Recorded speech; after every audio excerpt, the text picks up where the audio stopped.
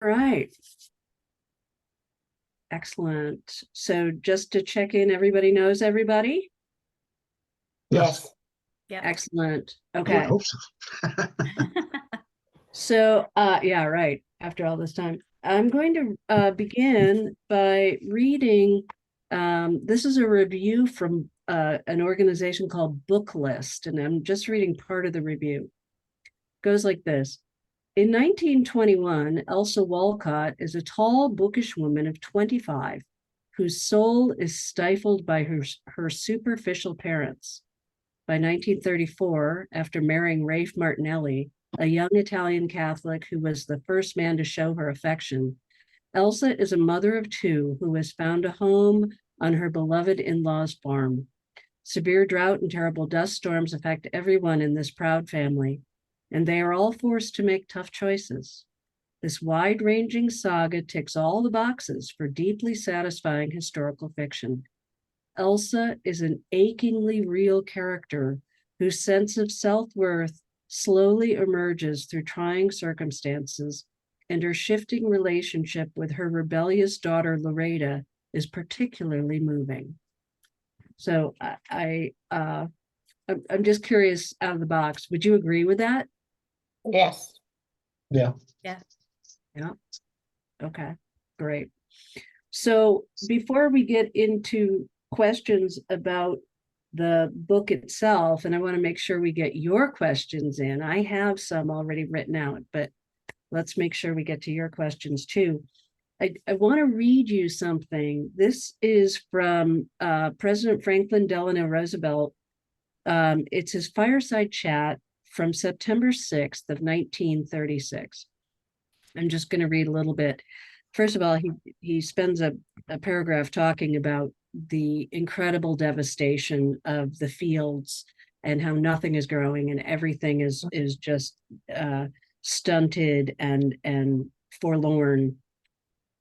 And then he said this, yet I would not have you think for a single minute that there is permanent disasters in these drought regions, or that the picture I saw meant depopulating these areas. No cracked earth, no blistering sun, no burning wind, no grasshoppers are a permanent match for the indomitable American farmers and stockmen and their wives and children who have carried on through desperate days and inspire us with their self-reliance, their tenacity, and their courage. It was their father's task to make homes. It is their task to keep those homes. It is our task to help them with their fight. So great rhetoric. I'm sure it was a very rousing thing to hear over the radio. But do you believe that, and we'll talk about this more later in the book, does that ring true with the experience that Elsa and her family had? Yes. They were very tenacious, certainly. And we're going to learn a lot more about what that tenacity looks like later on. But did the government really help? Not at this stage. No. Not at this stage, right? Well, it sounded like, at least from what, as I was going through it, that the government kind of ignored that area. I mean, they put so much more effort into the rest of the Great Depression that they didn't even acknowledge really what was going on there. Right. And they kind of came out and said, oh, you just got to farm differently. And, I can only imagine what it must have been like for the farmers to hear that. These people come from out of town and tell them how they've just got to farm differently. And that's nice, but we're starving right now. Tell us what to do. Well, especially when part of why they were farming that way was what the government told them in the first place, right? Was that right. land would work for dry farming. Right. So it was like they were set up. In a way. Yeah. And then, oh, we'll give you so much less than what the animals are worth and all that sort of thing. I mean, it's just heartbreaking, the kind of choices that folks had to make. I'm curious if the kind of attitude that people displayed, that the Martinellis displayed and the people in the town displayed, that kind of attitude of we're going to stick it out, we're going to share with each other, we're going to do what we have to do. Would that work today? Not I as think well. I, I mean, we saw that during the pandemic. yeah, I think you Oh, yeah. would. The past Somewhat, yeah. pandemic. But Kathy, you're shaking your head no. Say more about that. I just think back then they were used to doing more with less Mhm. and did not, I mean, we have been pretty lucky, per se. I mean, there are some people that have problems, but for the most part, the middle class and people that work have always been pretty comfortable. And these poor people, oh my Lord, it's a dirt roll, and they're doing the best they can. They're doing So the what would best the they can. resource be from? Yeah, right. It's interesting. I think about back then, everything was saved, everything was put to second use in some way. People were so resourceful, and it feels to me as if we go for convenience, we go for what's easy. We also have this sense of I don't want to get my hands that dirty. um and how many times have I read, why would you make this recipe when you could just go buy it? And of course, back then that wasn't the case. I grew up in a family of women who canned and froze and Oh. Everything from the garden. And we're still cleaning out stuff that I think was frozen or canned back in the 90s. Don't worry, we're not eating it. But that's just what we did, but it's not done the same way now. So I also observe that it seemed like back then people were willing to share with each other in a way. Right. I don't know, we Neighbor. really They did. neighbor well. Mhm. Yeah. And also a willingness to find use for things that others might just throw away, that I don't know that we do anymore. When my grandfather died, I don't know if this is true because I was very young, I was 4, but when my grandfather died, my father said that when he opened his father's desk, and my grandfather was an attorney and they lived very well, but apparently my father opened my grandfather's desk and there was a cigar box labeled "pieces of string too short to use." But he kept them, right? And what was he going to do with them? I don't know, but he held on to it.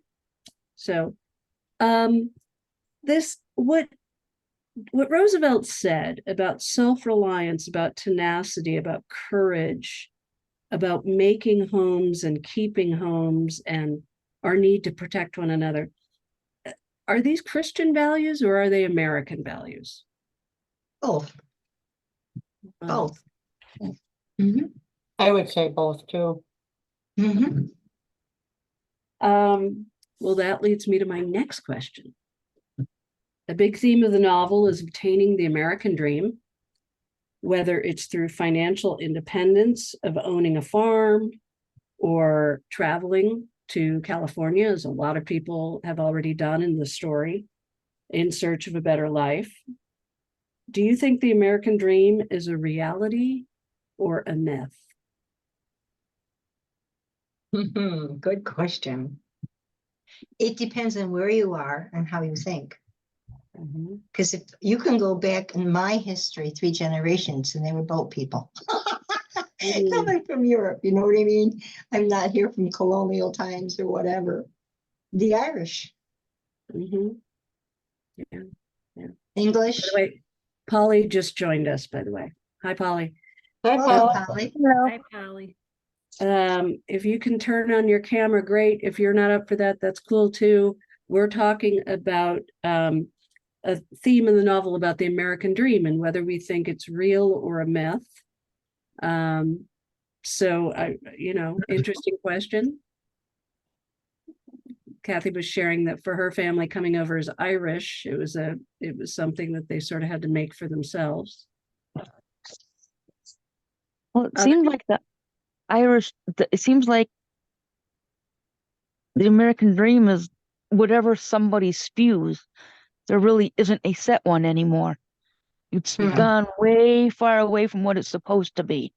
It was supposed to be come over here, have a little more freedom, not have to worry about what race, creed, color, or anything you were, supposedly. And then it just all went to heck in a handbasket. It's a good way of putting it. Well, and the American dream, at least as I grew up with it, was that anybody could achieve anything with the right amount of gumption and work ethic and all of that. And yet that's not necessarily true. We're finding out now. And it's interesting. I just yesterday I had a coffee online with a friend of mine she works for the Audubon Society. Actually, she's an economist and government relations expert for the Audubon Society, and she was kind of bemoaning the fact that she gets these young, very bright students who, well, they're no longer students; they're straight out of college, but they just do not have any expectation that their lives could be they think that capitalism has destroyed the world. They think that everybody's out to get them, and they are not willing to work 1 minute past 5 p.m. And she said, that's not how we grew up. We grew up that you work really hard and you are self-sufficient and you care for your work product. You make sure that you do things well. You treat each other with respect. And she said that she doesn't see that now. And Too bad. I'm curious, do you think, has the American dream changed? Has the dream itself changed, or has the nature of America changed? Nature of America. Everybody, I shouldn't say that. The I'm talking about, I'm 53. I'll be 54 in August. I'm talking about like 45 and younger. It seems like all they want is give me. I'm entitled. They didn't grow up with the same ethics that we did. Like you said, you were very proud. I was raised that my last name meant something and I was to live up to it. Mm, You know, Yeah, that's a point. if you said I was a Palmatier, Palmatiers are from Pennsylvania. Most people know who they are, and I had to live up to that name. mhm. And we You see know, that in the book when Elsa remember the scene where actually her mother figures out that she's pregnant, and her mother says, not have you, what's happening in your life, but have you dishonored us? hmm And that, to your point about the family name is so important. You mentioned ethics too. How do you think the church played into this whole concept of American dream, both in the book and in real life? Huh? Oh yeah, I don't have a shirt on, Ronnie. Um, It was surprising to me actually, because it didn't seem that the church played much role in her life early on. Mm-hmm. But once she was married and with the Italian family, the church became a big part of her life and Very much. and supported, I think, their drive to stick things out and be tenacious and and put some faith in God that things were going to work out. Mm-hmm. Mm-hmm.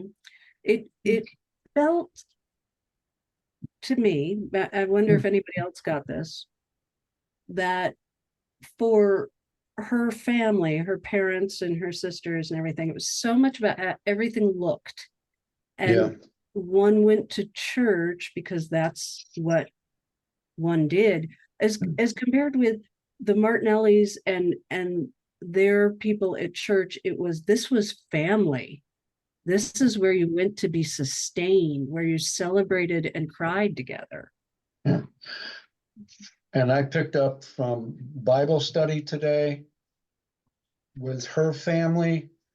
Um, I picked up that too, that did they really believe in Christ's teachings when they treated, I sort of pictured there is Elsa being Cinderella and her Yeah. other two sisters being stepsisters because they sort of treated her very poorly. And if they were really Christians, whether she was, for better word, plain, there should have been love there, which probably would not have made her feel the way she did. And they saw her as sickly. Yeah. Yeah. But that sickliness, because she'd had rheumatic fever, scarlet fever, something. Yeah. And so, she had a heart condition, but they were so, oh no, you must be sheltered. But did you ever wonder whether in their desire to keep her sheltered in a way, it was also because she wasn't as beautiful as the rest of them? Yeah. Well, That's sad. that's what, it was her plainness that really gets, you go to your room, so to speak, and not be seen type of attitude I got out of it. Cool. How do you think that informed some of the choices that she made in her relationships and her search for love? Well, it made her wanting Yeah, it did. to be accepted by Yes. anybody at that point, especially based on that time period and tradition of being 25 and still not married or connected, because that was a big thing back That then. was the thinking, yeah. Right. But my mother was a widow when she was 30-some years old. My father died very young. And my sister and I learned to be independent. In other words, we never went without. But Mama encouraged it, to take care of yourself and think ahead and do. That's not a bad thing. You can cater to a child too much. You want them to be independent and think on their own and make good decisions, right? Yeah. So that worked out well in the long run. So how did that work out with Rose? Elsa goes, she knows nothing. She can boil water. That's about it, right? And she goes to live with Rose, and Rose has to teach her everything. And it would have been really easy for Rose to really dislike Elsa. But that didn't turn out to be the case. They bonded. They bonded. Mm-hmm. It Yeah. What do you think about their relationship? was a good one. Worked What out made well for her. Very well. She finally had somebody. who finally had somebody? The Also, Elsa. I had Elsa. somebody that taught that was special for her, that treated her like a parent, Like a mother, Treated her right? like a a relative, like a mother, right? That she had a parent now. Yes. A parent and a friend. Mhm. And a mentor, taught her all these sorts of things. Every time they talk about the things that they're cooking, I think, oh, I want to know how to make that. Can I get Rose to teach me too? Yeah. So Rafe, let's talk about Rafe a little bit. When Elsa meets Rafe, both of their lives change a lot. Rafe's supposed to go off to college, right? And then Elsa ends up pregnant. How did Elsa's pregnancies change everybody's life? Well, in a good way, it gave her a family, because Good she point. would not have made the connection with Rose and Tony and, Rafe's family without that pregnancy. So, I mean, there was a good side to it. And it also, she ended up with a child, which she assumed there was no way she would ever have a child. I mean, that was the assumption, was that she was going to be a spinster and not have children. And that was one of the things she wanted more than anything. So for her, it was a blessing. Yeah. And then for Rafe, it completely changed whole life. his direction. Yeah. and what his plans were. It did. And you know, it's curious. He did the honorable thing, as the saying goes. And I wonder, had the Dust Bowl not occurred, if maybe their marriage would have been happier. But they, as they move farther away from each other, and Elsa almost replaces him as the child in the family, you know, the beloved one. And I was curious about that. I was curious about how the stone that the builders had rejected, her parents rejected her, became the cornerstone. Cornerstone.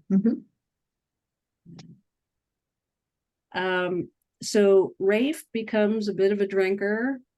He's staying out, he's wasting money. And that, you know, Elsa has to kind of go, there's a great scene where she has to go pick him up at the bar on a really hot day. And she never says to him, "You're dishonoring me." She just kind of sucks it up. And I wonder about that. I don't know if I would have been as polite as she was. Is that because she was taught that, or just because she was so grateful for everything else she had? I think it was in her childhood, Her the way she child? was treated at home. Uh-huh. Okay. Yeah, she I was also think taught it- to be timid When you, Mhm. yeah, and to when you not read speak in up. there, it also, I think she was terribly afraid that if she took more of an aggressive attitude, that she would lose him right then. Mm, yeah. Yeah. Yeah, that's Seems what I like was thinking is, she went back to her past Experiences. experience with the way she was with her parents, where she just, you know, went off by herself and had these thoughts, but never stood up to them, so to speak. Right. Well, go ahead, Polly. I was gonna say it's a little bit of both, you know, because it is the way she was raised, but now she's found like the family and she wants to keep it, Mm-hmm. you Yeah. know. Mm-hmm. So obviously we're working with a set of expectations for back then that aren't what they are now. You know, I mean, if this situation were to have happened now, there would be a choice about whether to marry. There would, frankly, because it's legal, there'd be a choice about whether to continue the pregnancy. There'd be a choice about, would the father even be involved? There'd be all manner of choices, right? But life was very different, and the expectations for especially women's futures were very sharply defined. She fails to meet her parents' expectations. So she's, as we've just said, a little bit desperate in love. What if she had been in New York City? What if she had either grown up there or gone there? What if Rafe had already left for college? How might the story have been different? In the big city, huh? Yeah. Would it depend on the people that surrounded her there? Well, I wonder if with so many more people, would she have had a little more freedom because not all the eyes were on her family? Right. But then you've also got the neighborhoods where you had everybody was separated by ethnicity, faith, whatever. So should have been leaving one neighborhood for another neighborhood. Right. And would she have fit in? Oh, yeah, for sure. For You sure. know what I mean? It's Yeah. now you got the single woman with a baby, no father. You know, that was back in the day when you got sent away and you just magically appeared again. That's what her father wanted to do with her. That's right. And they did do that. They did. Yeah. Yeah. So Yeah. I think the Yeah. better thing was for him to stay and do the honorable thing at that time. Mhm. Mhm. She had this question, and he had a question. do you defy your family? Well, both their families forced them to be married.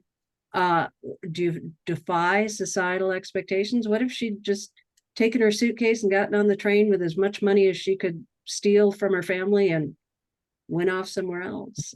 That the pull of family, the pull of your social requirements, which were stronger for her? Well, I hate to say this, but without any training, she's not a nurse, she's not a teacher. She doesn't have any formal training. Yeah. And it sounded initially she doesn't even know how to cook.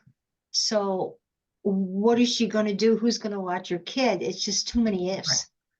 Too many F's. But wasn't she, I mean, when they first took her to Rafe's family and introduced her and said the situation, she was going to leave because she didn't feel accepted. I mean, she turned around and was starting to leave, and Rose said, no, I will take you in, you can't leave. Yes. So she was Right. willing to leave. Yeah. And go off on her own, I mean, she was willing to do that. Which in a way kind of shows how naive she was, that she hadn't thought through the sorts of questions Kathy just raised. It would have been impossible for her in all likelihood. And she probably would have, ended up in pretty dire circumstances. But Rose says to her, come back. And that is really important. Maybe it's because Rose knew what options were available to her and knew, okay, I've got to step in here. Mhm. Don't you think they bonded well too? Rose was they very did. good to her. Rose ends up being really good to her. Yeah. Mhm. On page 8, Elsa says, this is back when she's still at home, she wished she'd never read The Age of Innocence. What good came from all this unexpressed longing? She would never fall in love, never have a child of her own. She lives her days reading book after book after book. And so the question that I have is, what books influenced you when you were young and first starting out on your way?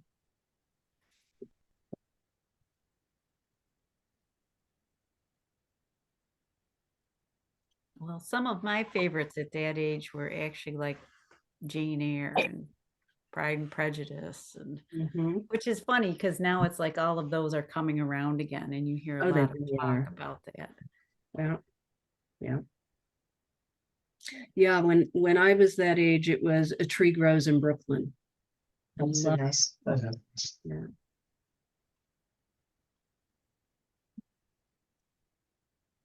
Are there I books that traveled. I went to Hawaii. I read the book Hawaii. Those James angry hills. Michener's Hawaii? Yes, I love It's like Michigan. that's sick. I know. But some people are so stupid, they stay up to 2 a.m. reading a book.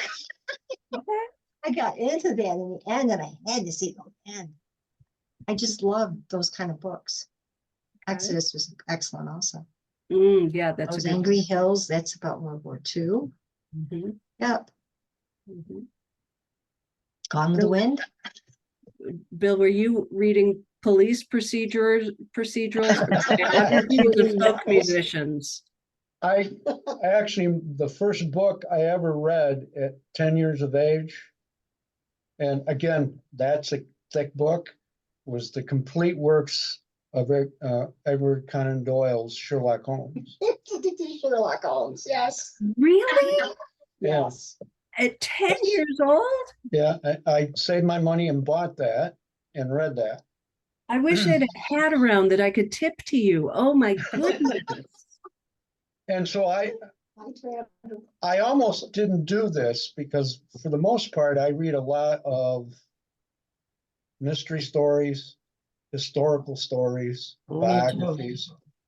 And Yeah. so I don't read a lot of fictions and except for, I read a lot of mystery or what I would call cozies, or what they call mystery cozies. So to start something like this, but once I got into it and the time period, it really interested me because I know my parents grew up during that time period. That's right. And I know some of the things that they had to go through, and it was sort of interesting, and I got locked into it. So I think it's like anything, and once you experience and I got into it, it drew me in. Absolutely. Yeah, it does draw you in. Joyce, what was the book or type of books that really influenced you? Well, when I was younger, I read a lot of more of the Amish type books. Mm-hmm.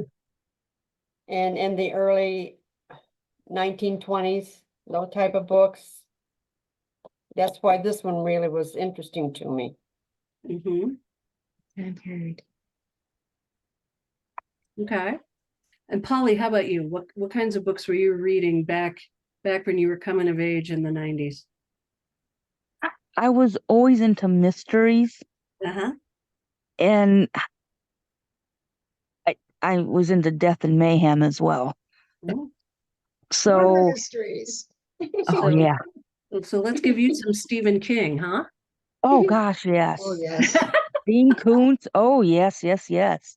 Mm-hmm. In real life, matter of fact, that's what Bailey, my stepdaughter, and I have in common, is she's into all the real life murderers. So we talk back and forth about it. She's 17 now. Oh Yeah. yeah. Oh yeah. All that Um, grisly stuff, sure. that and I would read the banned books or the books that you weren't supposed to read, like Go Ask Alice. Mm-hmm. Never heard of that. You know, I was like, this is on a banned list. I want to know why. And when you read them, you're like, what the heck? You know, Mm-hmm. I can name you 10 other books you should have banned besides this one. So, are all of you familiar with the book Fear of Flying? No. Erica Young wrote it. It's a book that came out in the 70s, and it's about a woman who's going through psychoanalysis. She ends up having an affair with her psychiatrist. It's a very, very racy book. And I'll never I still remember this. It was Christmas, and my father, was former Navy, knew that one of my brothers wanted to join the Navy, and so he got the book Fear of Flying because Brad wanted to be a fighter pilot, and Brad unwrapped it, and my mother went, "That's not what you think it is. You're not going to read that book." So that book never got to inform Brad, and he never did join the Navy. So there it is. All right, let's move on with our book. How about this from page 9? She had to believe there was grit in her, even if it had never been tested or revealed. So obviously this talks to Elsa's hopefulness, even though she doesn't necessarily believe in herself, and she's not super affectionate, and she's not super outgoing or whatnot. Her family would have made her as inconsequential as possible. She would have been, I think about the woman in scripture who had the hemorrhage for 12 years, doesn't even have a name, just, and all she wants to do is touch the hem of Jesus' robe. And Jesus says, I felt somebody touch me. What was this? And the crowds are trying to send the woman away. And the woman just wants to be recognized in some way. This idea of grit that's not been tested or revealed. And I'm wondering, how did that resonate with you, especially as you've watched Elsa grow? And have you ever seen it at work in other people? But with Elsa, she went back to her grandfather. He kept telling her to be brave. Yes. That's when she cut her hair off, put the makeup on, and went to town. That's it. That's But right. And she kept remembering that her grandfather told her always to be brave. Yeah. That's a really good point.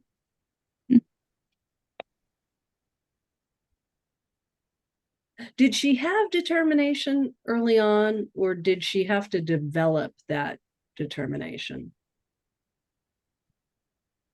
I believe she developed it. as she I went agree. along.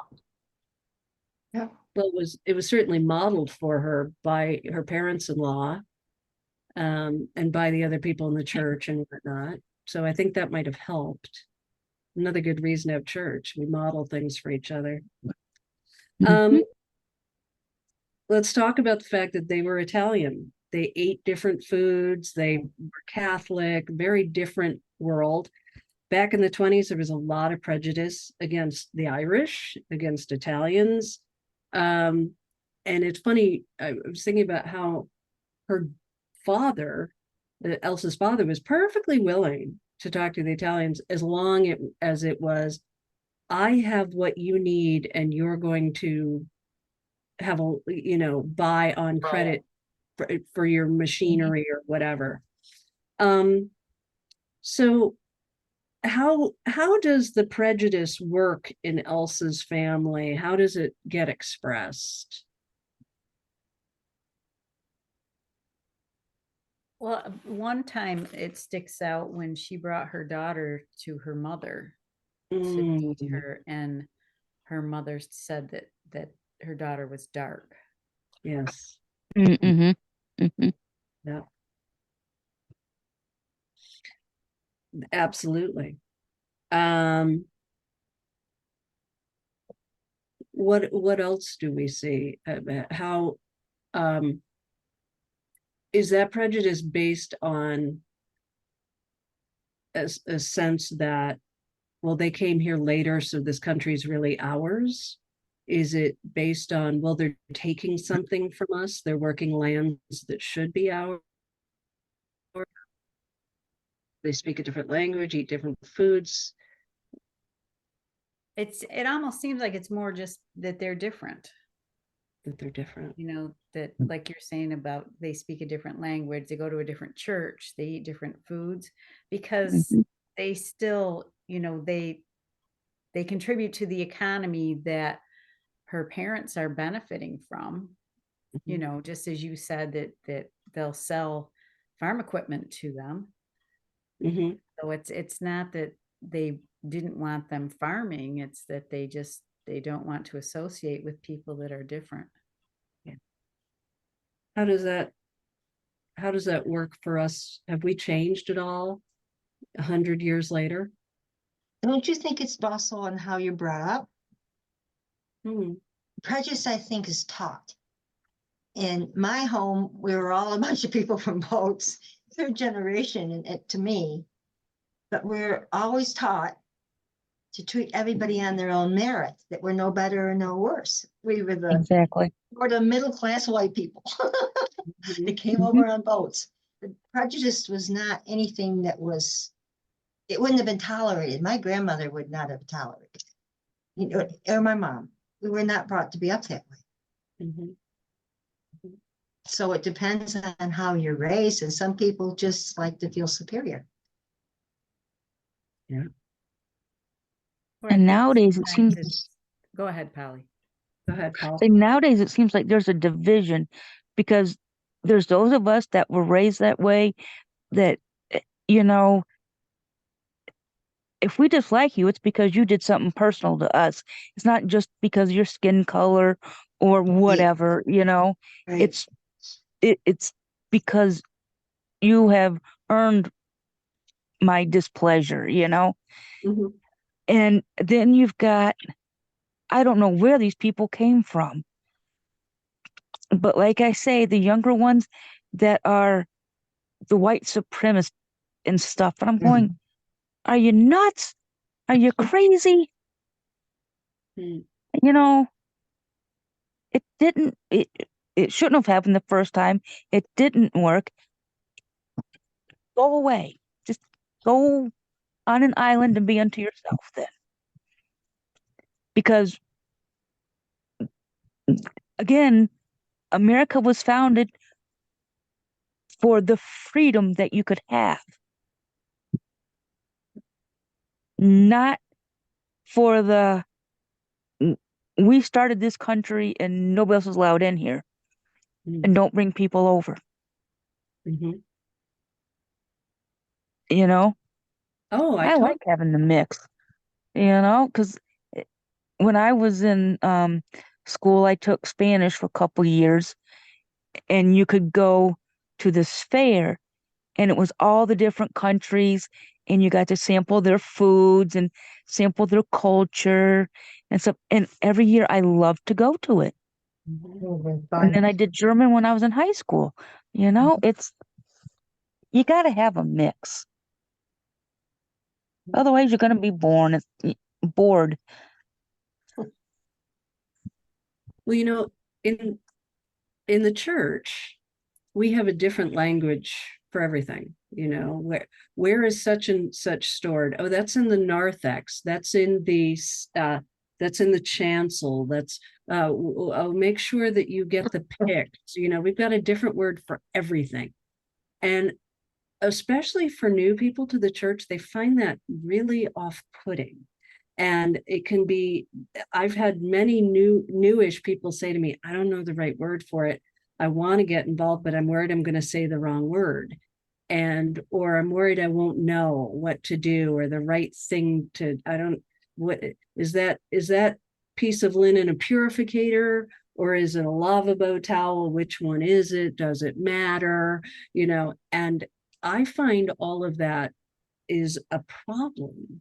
And we also, sometimes the language with which we pray is a little bit off-putting to people. And I'm wondering if people see us as hoity-toity, and so therefore choose not to come to the Episcopal Church because we dress up just so, and everything is kind of different than you'd find in an evangelical church or some other setting. What do you think? I've actually heard people say that we're hoity-toities. I'm like, really? Oh, yeah, sure. Well, if you ask Greg, he always thought we were until he got to come to our church. And he's changed his mind. We're not hoity-toity anymore. But I think that's a wonderful point, because I think that does, it's a good example of kind of the prejudice or the assumptions that people make about other people when they're different. And I think most people, when they come, they are put off if they don't understand the traditions and where this comes from. Yeah. But it's like once they start to listen and learn, which is, I think, what we all need to do with respect to everybody, is to listen and learn, because otherwise we don't understand their cultures and where they come from. And Right. you know, and I think that overcomes a lot of prejudice in a lot of ways if people are willing to just stop and listen. Yeah, Excellent. Yes. go ahead. I was just going to say, I don't think people, I'm 70 some years old. When I was a young thing, people wore hats and they dressed up, and some of the women had furs, and, you know, that was the custom. But I find in the last 20 years, people, you know, they come in slacks and a nice top. They're not necessarily wearing heels or hats, or, I mean, they're more than welcome, especially the more mature people like to dress up a little bit. But I don't think it's as prominent as it was, you know. Mom, it says as long as you were clean and you washed your face and brushed your teeth, you can go to church. You know, I think people are more like that. The younger ones, especially. I think everybody's more casual than we were. Yes. You know, I mean, yes. When I left my secular career, I wore a suit to work every day, and I wore a suit to church about twice in Honey I Falls before they said, "You're gonna stop wearing suits, right?" And I said, "Oh, yeah, okay." But let's talk about another form of prejudice that we have here, and it's the relationship of Loretta to her mother. Loretta is so angry with her mother. Loretta is like Rafe. She's a bit of a dreamer. But Loretta's really, really angry. And there's this on page 66.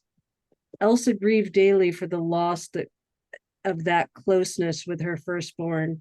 At first, she tried to scale the walls of her daughter's adolescent, irrational anger. She volleyed back with words of love, but Loretta's continuing, thriving impatience with Elsa had done worse than grind her down. It had resurrected all the insecurities of childhood. And I'm wondering, for those of you who are parents, how did that land with you? Did it resonate in any way?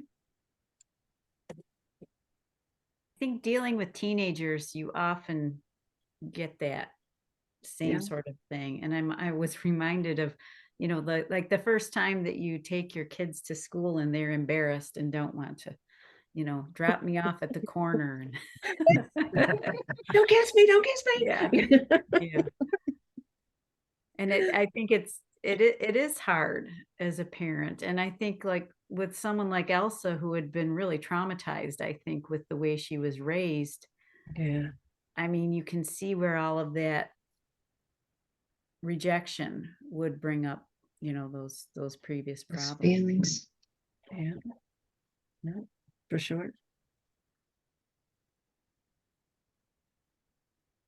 I will tell you that, not having biological children of my own, I remember being Loretta.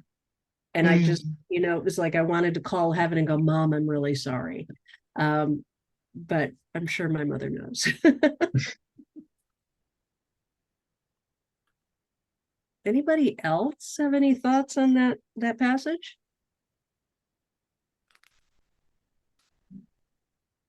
I got lucky. I'm a stepmom, and I got so lucky with my two, with Kellison. His oldest will be 34 this year. Mm. 33, 34. I forget. He's 20 years younger than me, and I don't even know how old I am. I think he said 53. And he It's funny. and I told him that if I have to come to that school, I will. He didn't believe me. I walked into that school, I got called everything but white. But he kept stopping to make sure that I could keep up with him, because we had to go upstairs and go down a hallway. Then he has a substitute teacher for his after school extra learning. And she was so apologetic to me and said, we have to use the computers. If we want to go in a different room. I said, I don't care. You're the teacher. And him and the kid next to him were talking. So I pulled the chair up and I sat right in the middle of them. And he goes, get back there. I said, no, this went on for a solid minute. I said, if you will do your work, I will go back to the back of the room. He goes, yes. So I went back to the back of the room again. Another kid came in. He was just late. He balled up his hand like he was going to punch him in the arm. And John goes, no, my stepmom's back there. All of a sudden, all eyes were on me. I waved. You have never seen kids work so hard in your life. John got his homework done in 5 minutes. We were out of there. I said, see, and you want to skip out for 5 minutes? Really? Never had to go back. So he told Bailey when she was born, I mean, she was literally just, you know, a few months old. She does not kid. You better listen to her. And she has been, I always hear stories about children. I have had not a lick of anything with Bailey. John lived with us right when he turned 16. Bailey lived with us right before she turned 16. And when I came in the picture, they both were wonderful. I don't know what their moms were doing to them. Well, I'm curious, what questions do you all have, or, you know, as you look about what we've read already or about what we will be reading? I'm curious where you think the story's going to go. What do you think? I get lost in it. Do you? I just keep, yeah, if it's a good book, I will just get lost in it. And it's a very good story. It makes you wonder if Raph is gonna come back after he makes money. You Wherever he's do going. wonder. You do wonder if he's going to come back. Do you wonder where he went?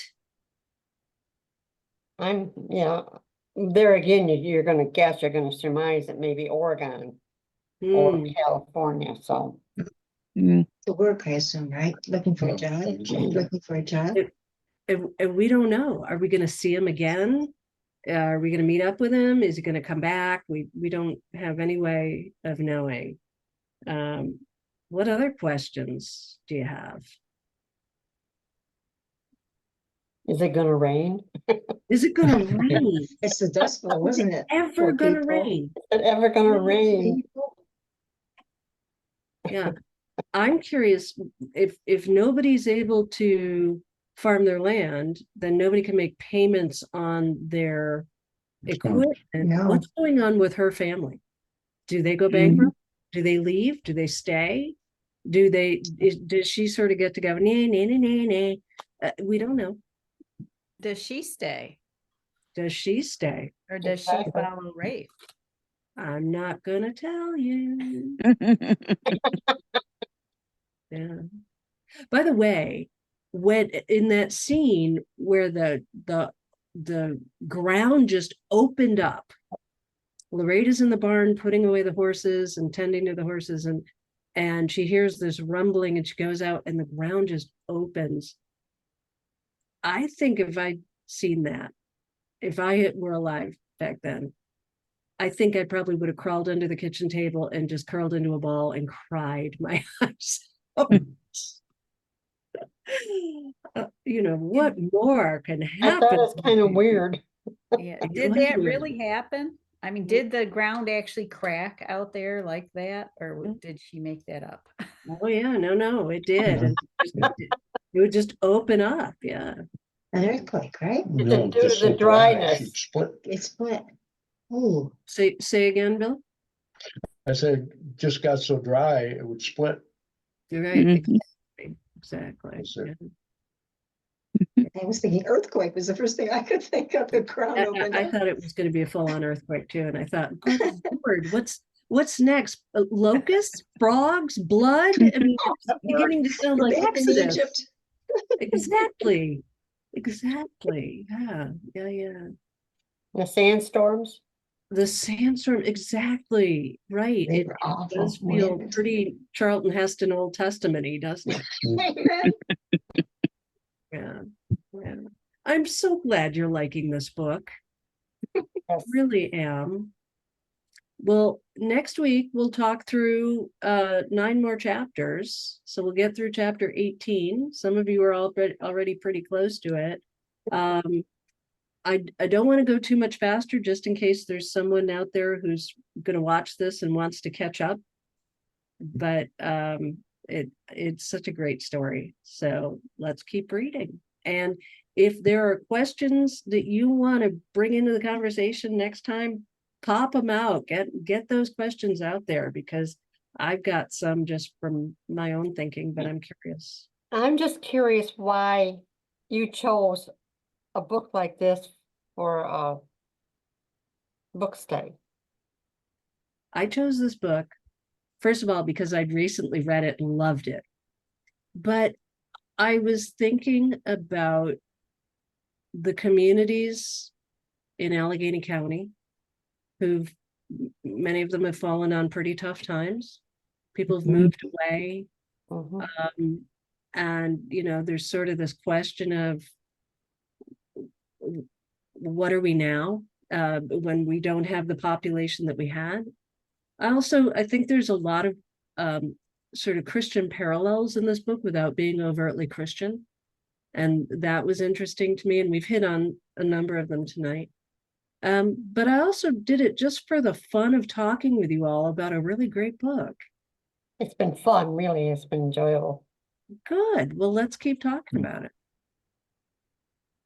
Looking forward. Great. Well, I'll see you next Tuesday. I almost screwed up and was going to be here tomorrow night, but Bill reminded me because he's on top of it. The lieutenant. Oh boy. But anyway, this has been really, really terrific. If there are any suggestions for things that we could do to make this more, good, let me know. Okay. Thank Cool. you. All right. I will Thank see you you. next week. All right. All right. Have a Good good night, week, everyone. everybody. Sleep Good tight. night. Good night. Good night. Sleep tight. Right.